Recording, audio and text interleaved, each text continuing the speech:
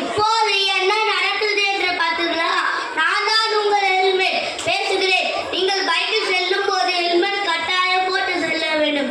ஏனென்றால் பைக்கில் பயணம் செய்யும் போது கீழே விழுந்தால் தலையில் அடிபடாமல் தப்பித்துக் கொள்ளலாம். தலையில் அடிபட்டால் அது நம் உயிருக்கே ஆபத்தாக முடிந்துவிடும். அது மட்டுமல்ல, காயங்களும் சீக்கிரம் மாறாது. இதன் அவசியம் உணர்ந்துதான் தமிழக அரசு ஹெல்மெட் அணிவதை கட்டாயமாக்கி உள்ளது. ஹெல்மெட் அணியாதவர்களுக்கு ரூபாய் 1000 அபராதமாக விதிக்கப்படுகிறது. தரமான ஹெல்மெட் அணியுங்கள்.